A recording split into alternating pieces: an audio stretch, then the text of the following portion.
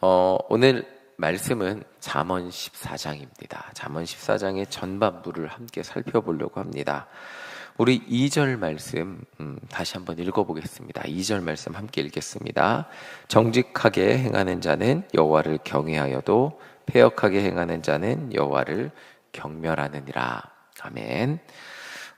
이 행함에 대해서 오늘 잠깐 말씀을 나누려고 하는데, 예수님이 십자가에서 죽으신 이후에 인간은 행함으로 구원받는 것이 아니라 믿음으로 구원받게 되었습니다. 바리새인이었던 사도 바울은 예수님을 만난 이후 자신이 목숨처럼 따랐던 율법의 행함에서 자유함을 얻고 오직 구원은 예수 그리스도의 십자가를 믿는 믿음에만 있다고 선포했습니다. 로마서의 위대한 선포죠. 오직 의인은 믿음으로 말미암아 산다.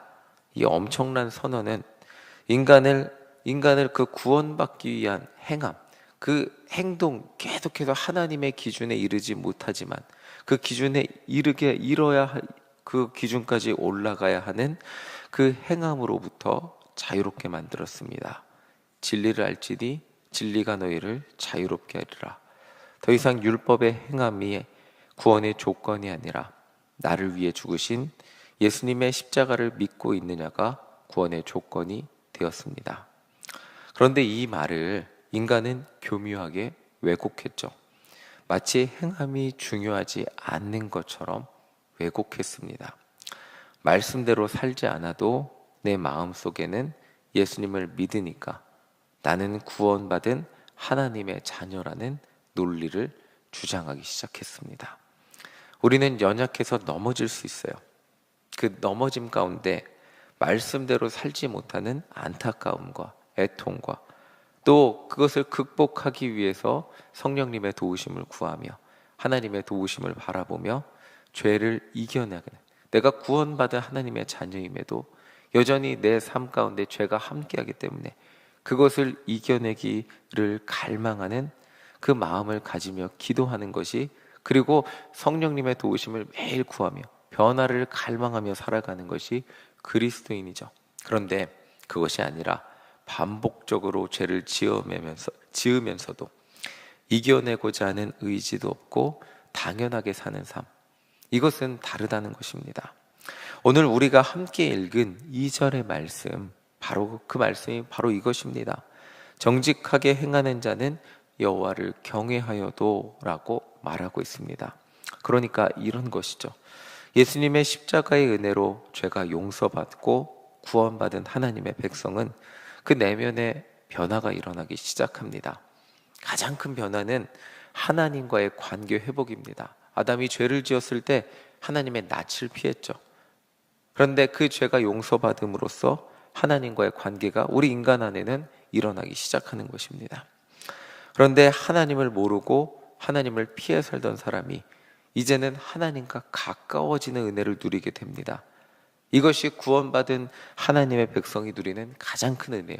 하나님과 화해하게 됐다 그러죠. 우리 사형리 교재 보시면 하나님과 인간 사이에 다리가 놓이게 됩니다. 그러니까 이 하나님과의 관계 회복이 된 사람은 여호와 하나님과 친해지는 은혜를 누리게 됩니다. 여호와를, 다시 말하면 여호와 하나님을 바라볼 수 있는 은혜를 누리게 되고, 이것을 성경 구약에서 지금 말하는 것, 경외하게 됩니다. 하나님의 위대하심을 바라보며 하나님을 찬양하는 자가 되고 하나님을 예배하는 자가 되고 하나님을 사랑하는 자가 됩니다. 그리고 여호와를 경외하는 사람은 하나님이 내 삶을 주목하시기에 그 하나님 앞에서 정직한 삶의 열매를 맺으며 살아가는 인생이 된다는 것입니다. 예수님의 십자가 사랑을 체험한 사람은 하나님의 존재를 경험하고 하나님의 살아계심을 인정하는 사람이 되는 것이고, 하나님의 존재를 믿고 사는 사람이 되는 것입니다. 그리고 하나님이 내 삶에 함께 하시고, 하나님이 내 삶의 어느 한순간도, 내 삶의 어느 한순간도 하나님의 눈으로부터 피할 수 없다는 것을 깨닫게 되는 사람, 그렇게 구원받은 하나님의 백성은 우리 삶의 모든 순간이 하나님 앞에 있다는 것을 기억하는 사람이 된다는 것입니다. 이것을 기억한다면 우리 삶의 모든 순간은 단 한순간도 하나님 눈앞에서 속일 수 없다는 것을, 하나님을 속일 수 없기에 그 삶이 하나님 앞에서 정직한 선택을 할 수밖에 없잖아요. 하나님이 보고 계시는데, 하나님을 인지하고 있다면, 그러니까 그 정직한 선택이 결국 사람 앞에서도 정직한 선택이 된다는 것, 이것이 너무나 당연한 구원받은 그리스도인의 삶의 모습이라는 거죠. 이렇게 질문하실 수 있습니다. 정직하게 살지 않으면 구원받지 못하는 거야? 라는 질문에 정직하게 살지 못해도 구원받을 수 있죠 라고 대답할 수 있지만, 반대로 구원받은 하나님의 백성은 정직하게 살 수밖에 없다는 것입니다. 우리의 삶이 하나님 앞에 놓여 있다면, 하나님이 우리의 삶을 주목하고 계시다는 것을 우리가 기억한다면 우리는 정직한 선택을 하며 살아갈 수밖에 없기 때문입니다. 그 맥락에서 2절의 뒷부분 패역하게 행하는 자는 여호와를 경멸한다는 이 말은, 하나님이 보고 계신데도 패역하게 살아간다면 내 삶을 주목하고 계시는 하나님을 업신여기는 것밖에 되지 않기 때문입니다. 이렇게 오늘 우리가 잠언의 말씀, 어떻게 보면 인간의 행동을 강조하고 있는 이 말씀을 우리가 마음에 새기고 살아야 되는 이유가 있다면, 우리의 삶이 매 순간 하나님의 눈앞에 있기 때문입니다. 우리의 말 한마디 한마디가 하나님의 귀에 들리고, 우리의 행동 하나하나가 하나님의 눈에 보이고, 우리의 생각 하나하나가 하나님의 마음에 울려 퍼진다면, 그것을 우리가 인지하고 기억하며 살아간다면 우리는 쉽게 생각하고 쉽게 말하고 쉽게 행동할 수 없는 것이, 그것이 구원받은 그리스도인이 될 수밖에 없다는 것입니다. 우리 3절 함께 읽어보겠습니다. 3절입니다. 함께 읽겠습니다. 미련한 자는 교만하여 입으로 매를 자청하고 지혜로운 자는 입술은 자기를 보전하느니라. 아멘. 이 맥락에서, 아까 계속 말씀드린 맥락에서 미련한 자는 교만하여 입으로 매를 자청한다 라고 말합니다.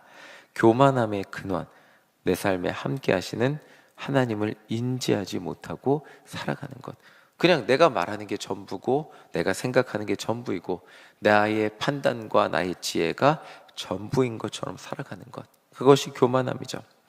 그러나 지혜로움의 근원은 내 삶에 함께 하시는 하나님을 인식하며 살아가는 인생이라고 할 수 있습니다. 지혜로운 자는 어떤 말도 쉽게 할 수가 없죠. 지키지 못할 말, 남을 비방하는 말, 하나님 앞에서 옳지 못한 말을 쉽게 하지 못하죠. 그런데 그런 말을 하지 못하는 사람이 자신을 보전한다고 말하고 있습니다. 오늘 잠언 말씀은 이 맥락에서 비슷한 구절이 반복되고 있습니다. 우리 또 5절도 읽어볼까요? 5절 함께 읽겠습니다. 5절입니다. 신실한 증인은 거짓말을 아니하여도 거짓 증인은 거짓말을 뱉느니라. 아멘. 세상 다 속일 수 있죠. 예, 나만 아는 비밀도 있잖아요. 심지어 아내도 속일 수 있습니다. 모두를 속일 수 있다고 생각하는 사람, 미련한 사람이라고 말하고 있습니다. 세상은 다 속일 수 있어도 속일 수 없는 분이 있다는 것을 알기에 하나님 앞에서 여호와를 경외하는 신실한 증인은 거짓을 말하지 못한다는 것입니다. 그러나 거짓 증인은 하나님의 존재를 인지하지 않고 살아가고 있기에 사람들을 속일 수 있다고, 모두를 속일 수 있다고 생각하고 거짓을 말한다는 것입니다.